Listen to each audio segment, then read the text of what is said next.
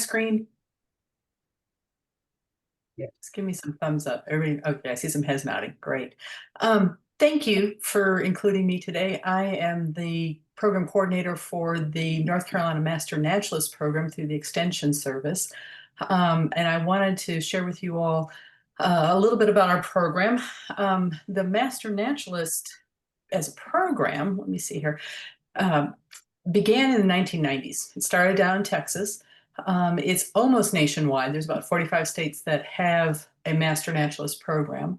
Half of those states are statewide programs. I am overcome with jealousy in that South Carolina and Virginia both have statewide programs. We do not. We do have a couple related programs down in Mecklenburg County and then also in Forsyth County. They have similar programs. And then also, I'm imagining a number of you are familiar with the North Carolina Botanical Gardens Master Native Plant Certificate Program, which is somewhat similar. This program got started because of this picture. And I imagine if you live in the Triangle area, you've seen this too. This was taken outside of the entrance to my neighborhood. I live over in the eastern part of Durham County, and we are growing faster than I've ever seen. I've been in Durham for about 35 years, and I've never experienced growth like this. I'm sure you all have seen the stats in the paper where we're reporting about 300 people move to the Triangle every day. And so we have this really urgent need. My statistic on the screen here is a little dated. It's from 2020, but I don't think it's changed much at this point. But North Carolina trails Florida for the rate of converting open land to commercial and residential use. So we are gobbling our land at a rate only surpassed by the state of Florida, which is not something we should be proud of. And as you all are well aware, we have an urgent need for conservation and stewardship of our remaining lands. That's the daunting part of the message. The wonderful part of the message is in the Triangle, as you all well know, we are blessed with amazing environmental groups that are doing good work. Some of them have been in place for decades. There's a vibrant, engaged community around this. But interestingly, they all have sort of the same problem. They all have tiny little staffs with big giant scopes, and they need dedicated volunteers who can get involved with their programs and help them carry forward with their visions.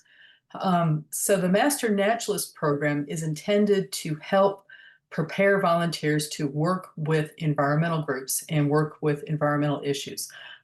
You see on the screen some pictures of projects some of our students got involved with.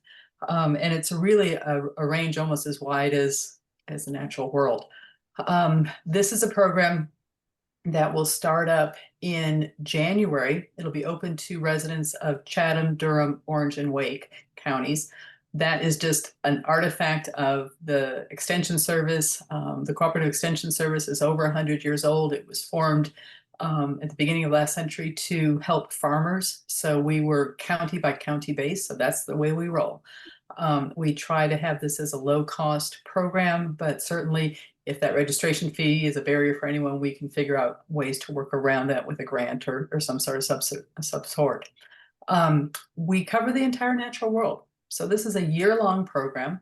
We have 9 classes, but we also have a number of Zooms and field trips and outings, all kinds of things go on throughout the year.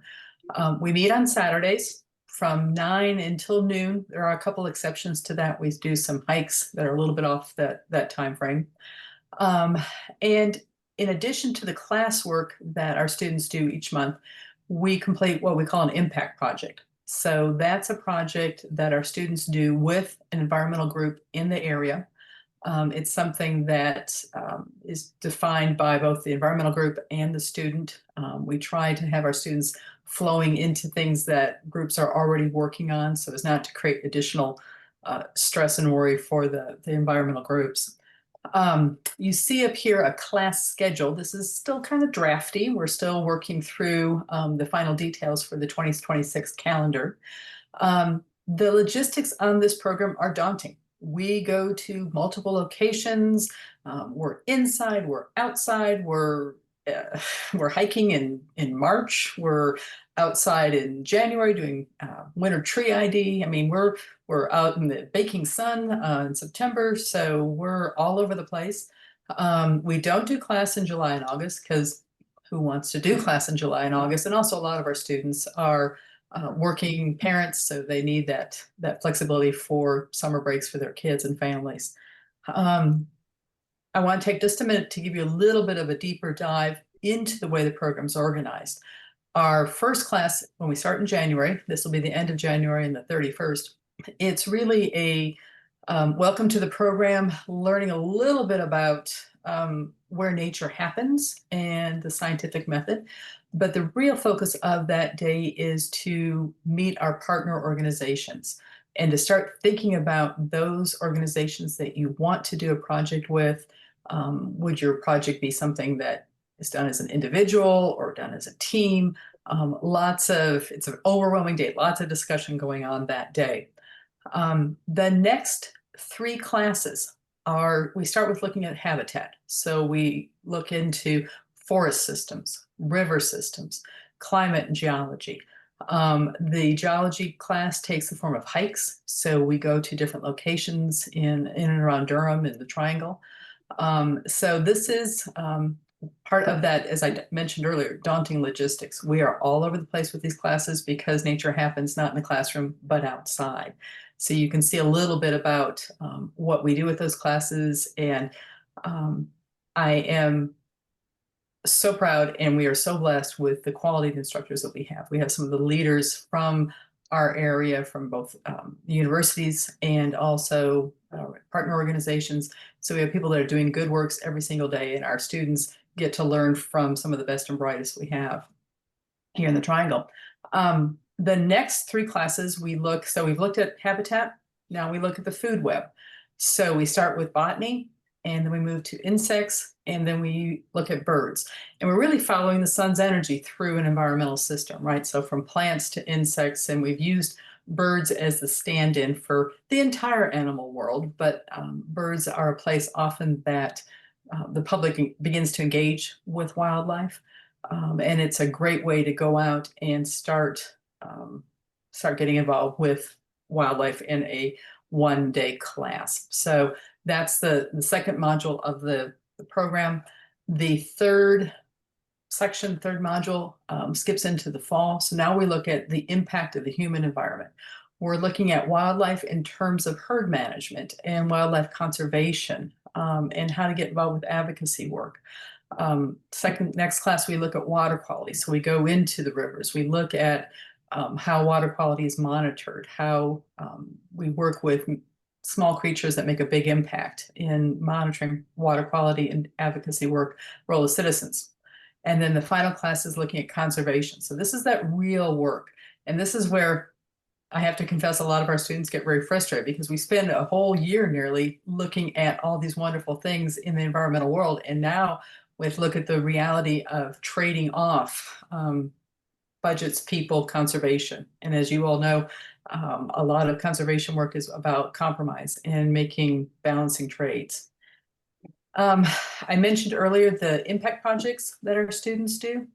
If you look on our website, which is ncmasternaturalist.org, you'll see a tab for impact projects. So you can see some examples of what our partner organizations are looking for, the kinds of programs our students do. You'll see there are reports from the 2024 class. The 2025 class will have their reports up later at the end of this year. But you can see the kinds of projects our students actually work on. And the screen here is just a collection of logos for representing our different partner organizations.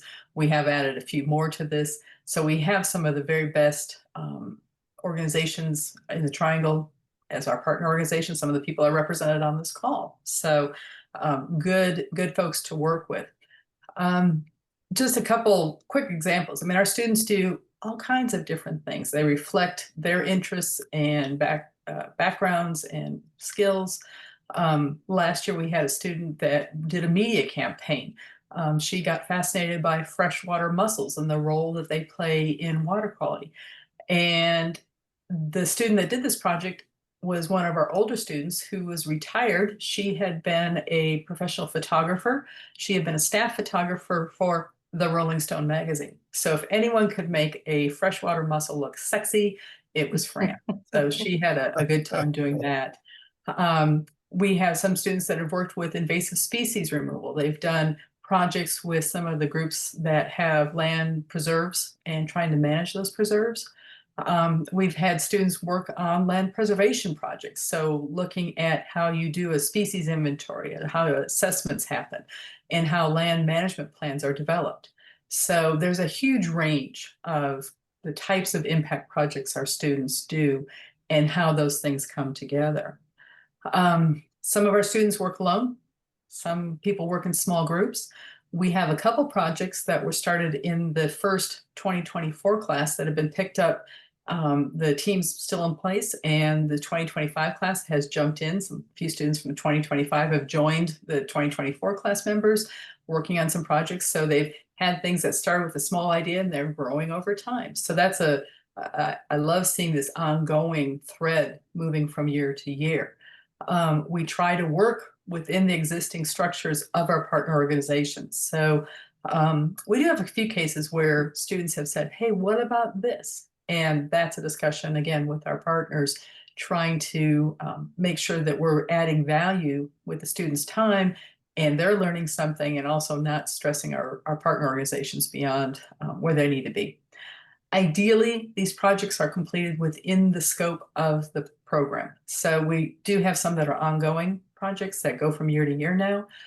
We have some programs that are projects that are trickling over across the year. It's driven by the natural world. So ideally, we have students doing a project that was within the context of the academic or our program year. And then we do some check-ins throughout the year, and then we have a big party at the end. So we get to celebrate all of our students' projects.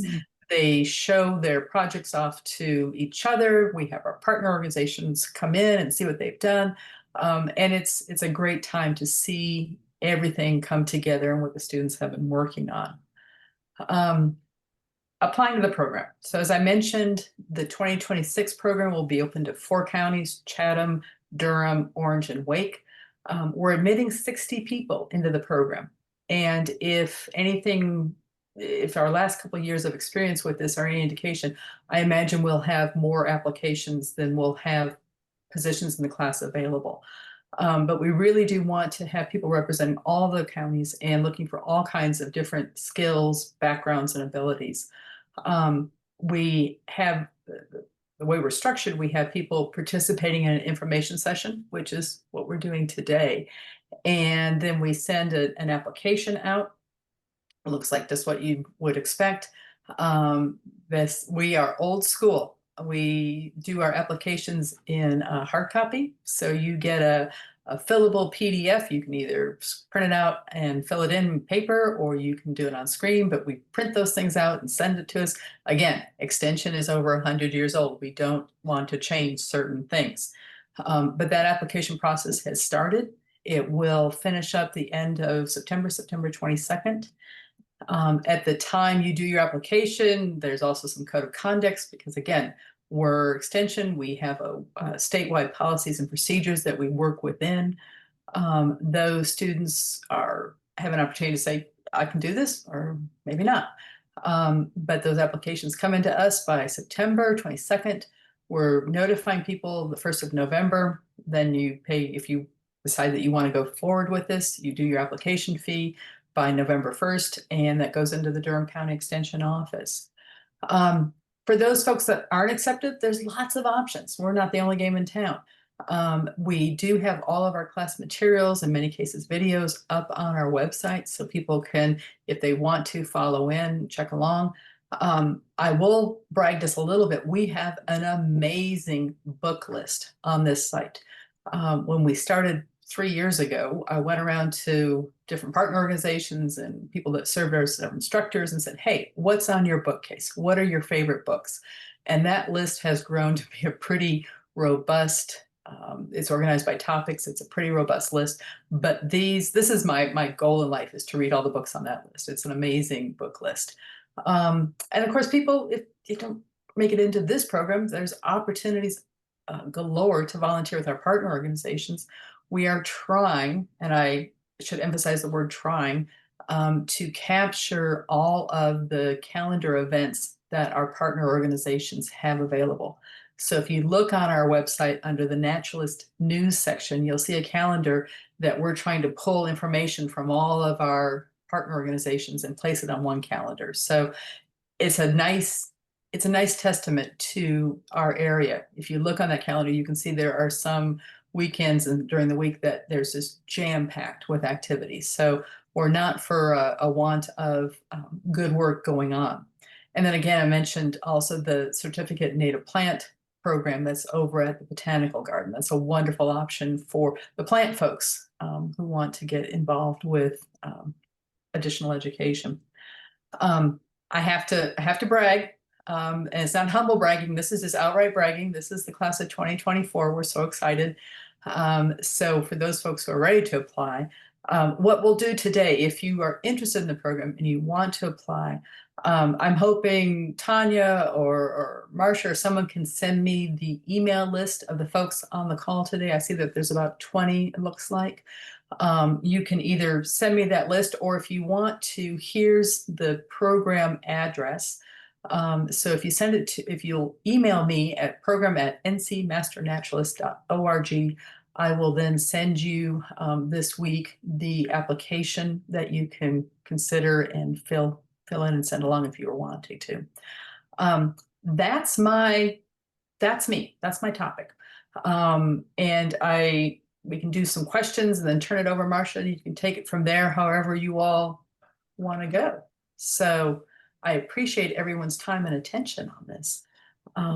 Thanks. Yeah, so we'll go to questions. I just want to mention that probably the best way to communicate that information is to send it to our email list. So are you Okay. on the DEC email list? You must be, because you got the cancellation, so. I do, and I think if that's, Marcia, the last one that just came out today, if that's the current list, that's the one I'll send it to. Yeah. Okay, great. We can go ahead with questions, thanks. Hey, I have a question. This is Greg Paget. You said there will be 60 people that you're going to select. Is that just from Durham County, or is that statewide, or just help me understand? Right, so that's of the 4 counties I mentioned, and again, this is a very extension-y thing, but we'll do 20 from Durham, 20 from Chatham, 10 from Wake, and 10 from Orange. So we'll try to do a mixture of the 4 counties that are participating. So how come more from Durham than Wake? I would think you'd split it 4 ways. I know you'd think so. It's a very extension-y kind of thing. The way we roll the program out, Durham and Chatham are what we think of as the host counties. So they have the lion's share of the responsibilities for the instructors, for the administration, for the hosting. And then the next year, Wake and Orange will be those host counties, and they'll have more seats in the room. So it's just kind of an internal extension mindset. Again, we work county by county. So there's this very fine balancing act that occurs, but it's a great question, Greg. No one would understand this except extension folks. Okay, well, last question is how many people applied last time that led to 60 acceptances? Yeah. So we kicked this program off in 2024, and we were very excited about this, and we had about 3 applications for each seat in the room. We were stretching ourselves pretty thin as far as the space that we had available, so we made it as a class of 45.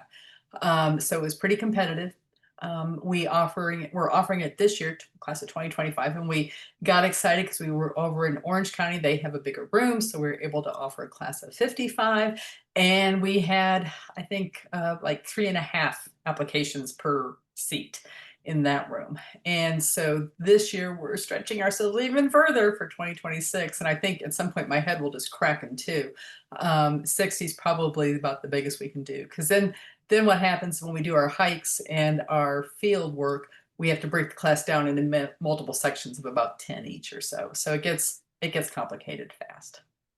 But my goal is to see this as a statewide program.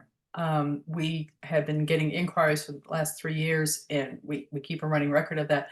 And I literally have people from every county in the state that have inquired about the program. And as I mentioned earlier, I'm just awash with jealousy. Virginia, South Carolina, states all around us have statewide programs. We don't. And I hope, I'm in my 60s. I hope I live long enough to see us get to the point where we have a statewide program here in North Carolina as well, because we certainly have the need for it. May I ask a couple of questions, please? Yes, yes. Lise, thank you so much. If you already attended an orientation session for one of the earlier years, do you have to attend again in order to apply?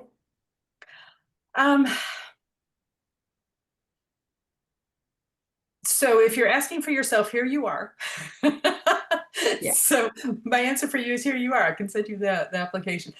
In general, we say yes. The reason for that being, this is a daunting program. We ask a lot of our students. They have a big time commitment. They have a lot of time and energy they put into it. And because we have such huge demand for it, we take the position that if you're really serious about this, you can do an information session.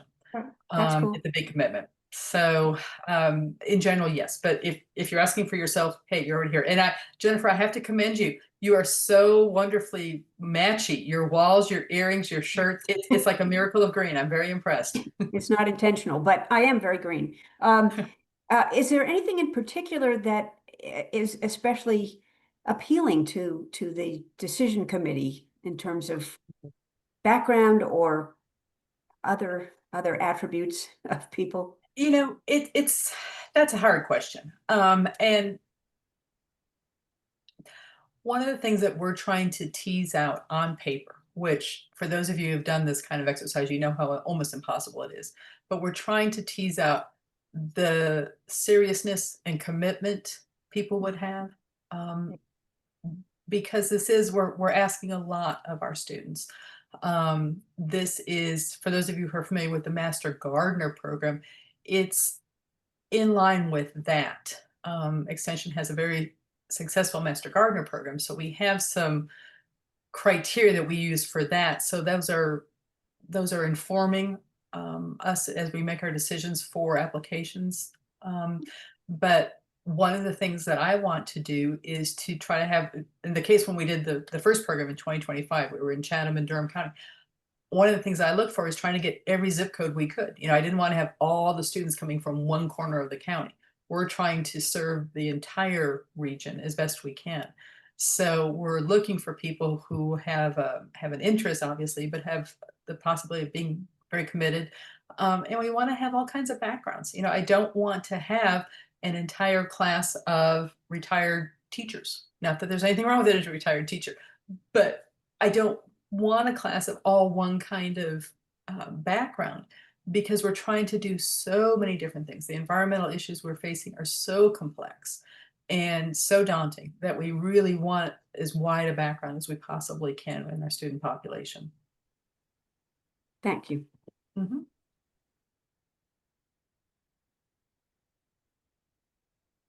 Any other questions? Okay. Marcia, I think at this point I turn it back over to you, right? Okay, great. Thanks very much. That was very helpful. I will just say, sorry, I was muted. There was a question in the chat about whether you, related to the types of projects you're looking for. Are you interested in solar energy education and green energy? You know, that would be a great topic. One of the things that we're struggling with on the impact projects is, again, trying to have our students working on projects that are benefiting our partner organizations. We're trying to, I don't want someone to come into the program who says, oh, I want to remove the kudzu from a piece of property that I manage, and that's my project. That's nice and it's important, but it doesn't have maybe as much potential for the longer term impact, for the broader impact. You know, part of a driver for this program is to help our region navigate the development and all the pressure that we're going through right now. and help us understand and develop ways to steward the land that we have as effectively as possible. And we're of the mindset that our partner organizations are very well positioned. They've been doing this work, they continue to do great work, and they might have the best chance of continuing on with those kinds of impact projects. So we do want to try to connect our students with our partner organizations as much as possible. If a solar energy group came in as a partner organization and they said to us, hey, we've got these areas that we want to have students involved or volunteers involved, that'd be great. But I don't want to have our students working on projects where they don't have support, and also where our partner organizations are kind of being pulled out of their mission. So we do try to merge those needs together. Thank you. Tanya, unless you want to run a solar energy program, there, are beautiful. Not this year. Actually, it was me that put this question. What is the range of students? I'm sorry, what is the range? The age range? The age range of students. So in the last 2 years, we've had students ranging from and I'm going to guess just by the look of them that they're very late 20s, early 30s into their 70s. The bulk of our students tend to be that kind of 40 to 50, late 30s, 40s to 50s age range. A lot of them are mid-career professionals. A number of our students have come in with environmental backgrounds. They work in this arena, and they want to expand their skill set. They want to bridge it. They want to broaden out. But we really do have an amazing mix of students. And the backgrounds that they come from just are just awesome.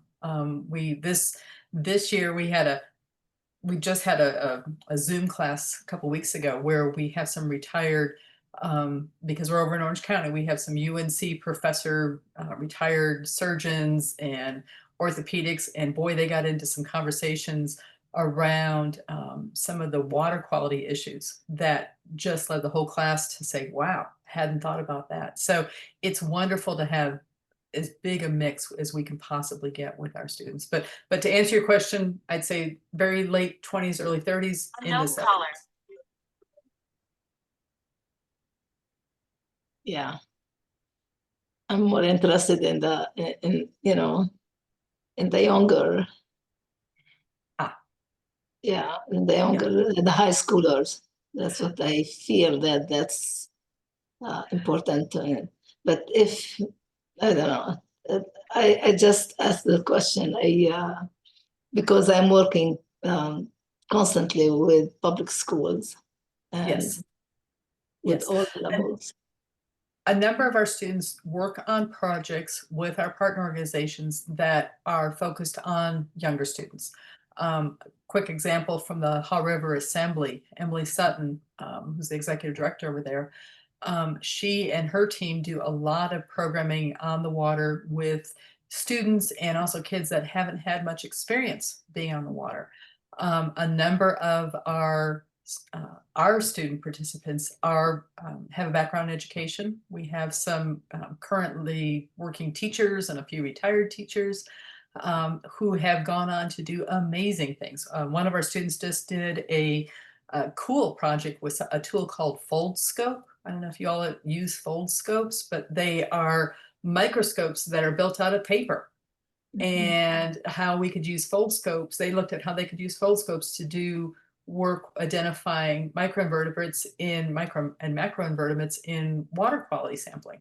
So, and this was all programming that was geared for third graders. So just because our students are not, just because we have adult students doesn't mean that the impact projects they're working on aren't focused in on younger people. Because to your point, that's where the future is. Yes, thank you.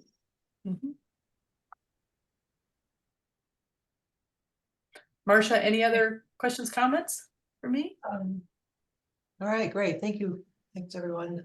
Thank you, Lise. So now we would normally have just open discussion. People had issues.